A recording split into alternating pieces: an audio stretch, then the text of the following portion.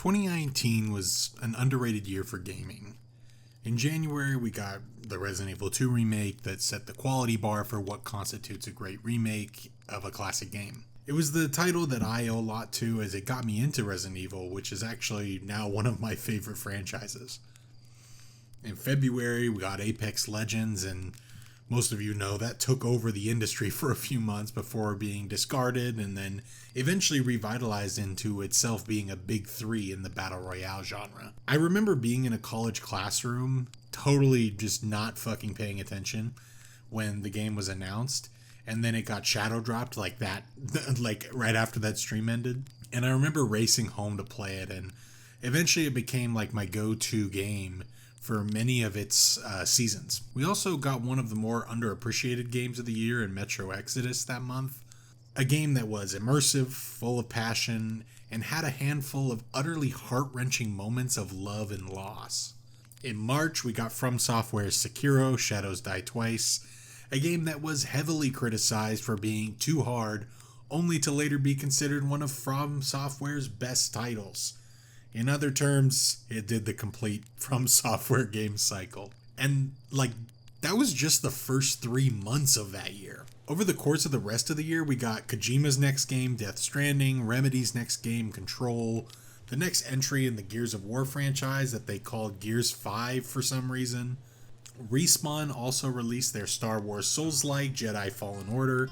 Even the Call of Duty entry that year, a reboot of Modern Warfare, was, if not spectacular, at least interesting and marked a technological step forward for the series. Nintendo was busy getting third parties to port all their games to the Switch because at this point it had been a massive hit, while also developing their own first party sluggers like Luigi's Mansion 3.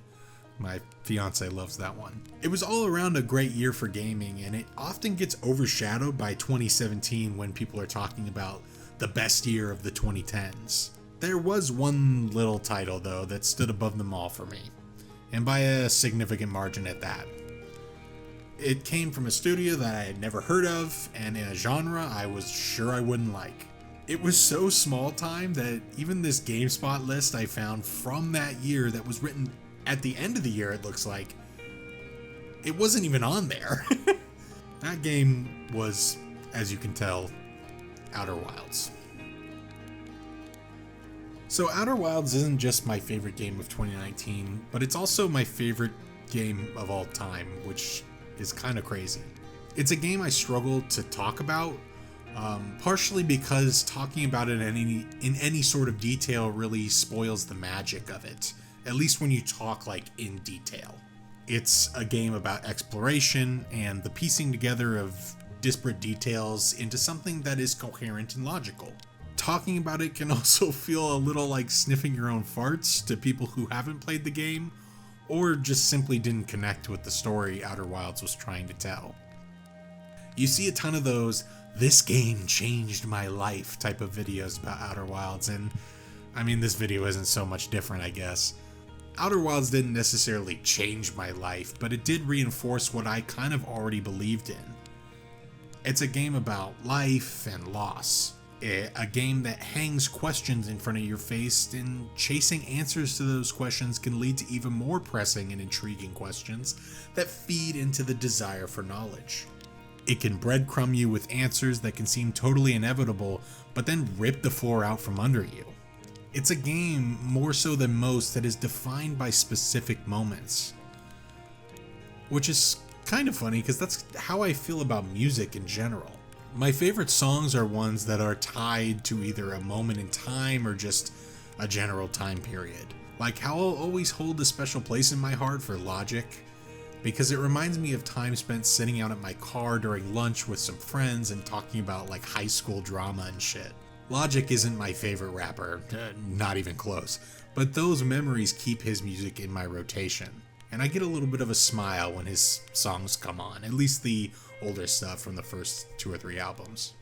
Many games are also caught up in their gameplay aspects. Excellent combat here, tricky platforming there, and a wildly expensive action set piece just around the corner. Now, I utterly love all those things, don't get me wrong, yet nothing has compared to the feelings that I have derived from just quiet moments of discovery and reflection playing Outer Wilds. The type of moments where you read a piece of text or see a mural and you kind of gasp and your brain starts to run away to the next place you need to see or what you need to try. It's exciting because of the nature of video games. It's not the player character discovering things and piecing it together, but you who has to connect the dots and solve mysteries that have been long-standing. Outer Wilds is a game about feeding curiosity. You might have noticed, but in this video I have been playing just the first few moments of the game after waking up. There is a reason that this is all you'll get for the visuals. Just my player character looking up at the stars above and the planets passing overhead. Like I said, Outer Wilds is defined by its moments, but due to its construction, I can't show you those moments without spoiling them. There would also be that classic effect of it not being as impressive if you didn't have the context. Have you ever tried showing a fight scene in an anime to somebody and you just show it to them without the context for it? You can't expect them to appreciate the stakes if they don't understand why it's taking place. Luffy vs. Arlong is a great fight, but it's not the fight itself that makes it a defining moment for Luffy, it's what happens right beforehand. That's how I would kind of view Outer Wilds. The actual things you can discover may seem quaint from an outsider's perspective, but in the context of everything you will come to know about this solar system, one moment can undermine all the contextual clues that you felt had already been put together. If you haven't played the game yet, I encourage you to keep your eyes on the sky. Try and pick out things that may interest you. You may have already seen some stuff that would get you at least curious. The fact that when I woke up, my character had 4 eyes to open. Perhaps it was the obvious blue flash right as my eyes opened that tickled the back of your brain. Had you wondering what caused it? Perhaps it will be some of the planets you'll see when their orbit aligns with ours and they're visible in the night sky. There is a whole solar system to explore here in Outer Wilds, and they give you the tools to quench that thirst for knowledge and understanding. Now, sorry, I feel like it might be confusing because I haven't really given context on what type of game this even really is. While it is a game about exploration, at its core, it's a puzzle game. There are tons of smaller puzzles to solve and then a few major ones. It never feels quite like a puzzle game since you're never railroaded into solving something before you're ready. There are very few moments of frustration or unclear suggestions, but many of the puzzle games I've played are about brainpower and taking a rule set and genuinely working through a puzzle. Outer Wilds is kind of more happy to give you all the answers, you just have to go out and find them, hence the exploration part. The answer to said puzzles will be spread like breadcrumbs, taking you to every corner of the solar system. Landing on planets to find one thing and becoming enthralled and distracted as more intriguing things come into view as you traverse. In my last video, I kind of made a poor analogy when I said Grim Dawn is like dumping out a 1,000-piece puzzle that can be overwhelming but slowly clicks as you put the pieces together. I actually kind of disagree with that analogy, and I feel it's better here with Outer Wilds. Grim Dawn is more like opening a stocked fridge and you've got 200 ingredients in there and you start grabbing things and combining them to make something delicious. Outer Wilds is more like that puzzle since it has that same sense of progression to it. As you discover more things, it's like pouring out all the puzzle pieces, and sometimes you'll find those immediate connections, like finding the border. However, you'll start finding some pieces that are just insanely hard to place on where they're even supposed to go. It can slow down and feel a bit sluggish when you get to the midpoint of the game, similar to when you have the outer edges of the puzzle put together and are trying to slowly build your way inwards. Yet eventually you'll find an answer to a big question, like finding a spot for a piece you've been looking at forever. This leads to a wave of momentum that can carry you to the end game and eventually the final solution. One of the best aspects of Outer Wilds is the music. Like how I was mentioning that I love Logic for reminding me of a time gone by, I also listen to the Outer Wilds soundtrack to remind me of all the time I spent in the game. My fiance actually hates the soundtrack, since for a while I had Timber Hearth as my wake-up alarm in the morning, and for the past few years I've had Traveler's Encore as my current morning alarm.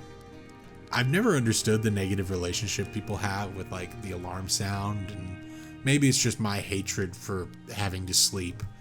If I could go my whole life without sleeping and like not lose my mind in the process, then I totally would. I actually like being awake, which seems to not be normal for most people. Anyway, there are songs that genuinely bring me back to playing Outer Wilds. If you haven't heard anything about the game, it's probably the sentiment that it's a game that you can never replay. While that isn't literal, the developers won't come to your house and revoke your copy of the game once you complete it. It does mean that the game will have no point other than sightseeing and reminiscing. You know how when you look through like a photo album of an event or a vacation and you wish you could go back in time and do it again? Like how I had this family trip to Disneyland back in the day with all my cousins. I can look back at those photos and reminisce, but I can't ever go back to Disneyland and have it be like that vacation ever again. Replaying Outer Wilds would kind of be like being able to step back into those photos, but it still wouldn't be the same feeling. It would still be reminiscing, but at least I could walk around in the Disneyland of the early 2010s. That initial playthrough is the most important. That's why Outer Wilds playthroughs on YouTube are so popular. Since all of us, the sickos who can't replay the game, all we can do is watch other people experiencing those moments of discovery and revelation and live vicariously through them. It's why I've begged all of my friends to play Outer Wild on Discord so I can kick my little feet and watch them make a big discovery or nearly stumble into something that they shouldn't know yet how to do. I can never feel that way when I replay the game. I've recently resorted to trying to 100% the game to get everything I can out of it.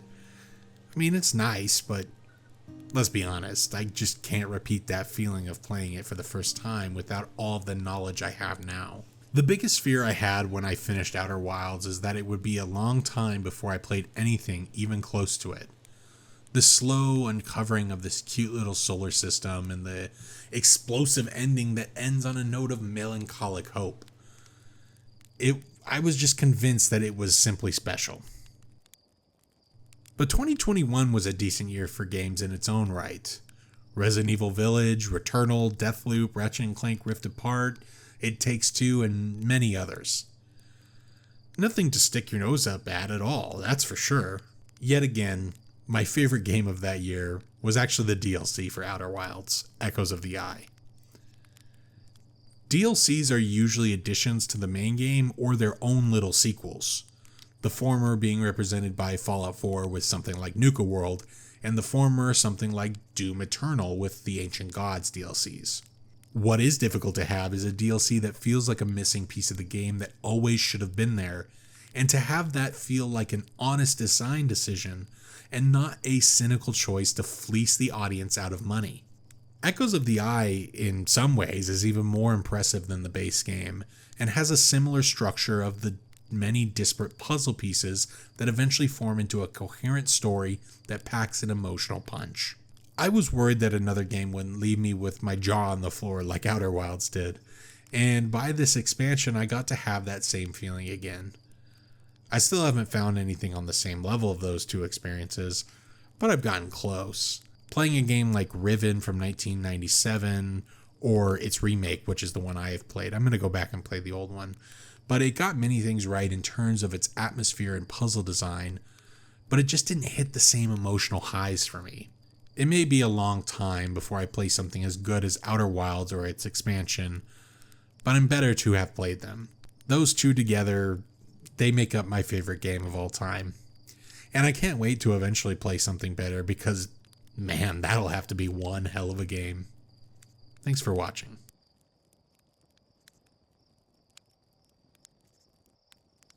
Well, would you look at that?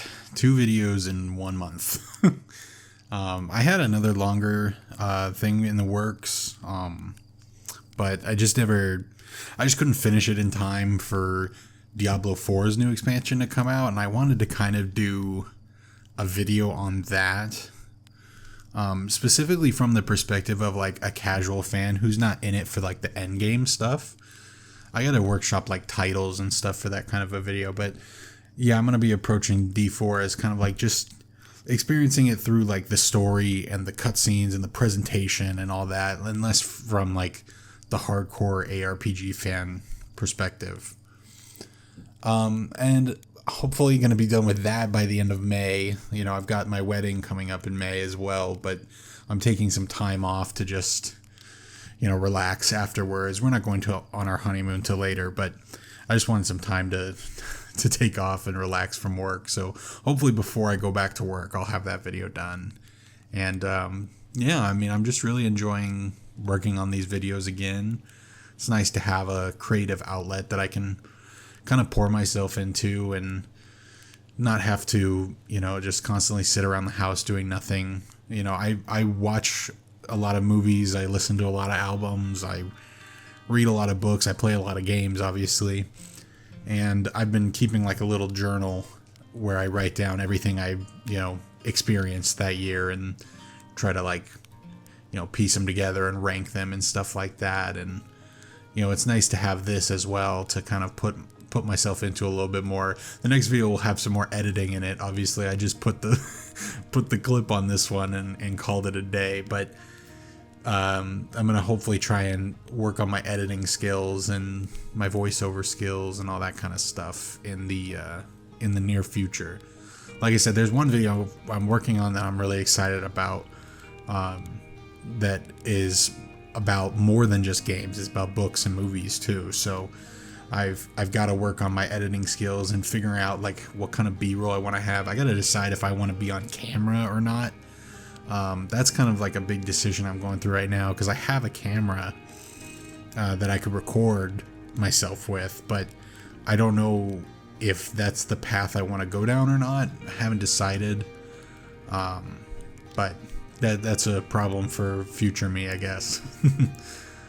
Alright guys, well, I appreciate you watching the video, and I guess I love you. Bye-bye.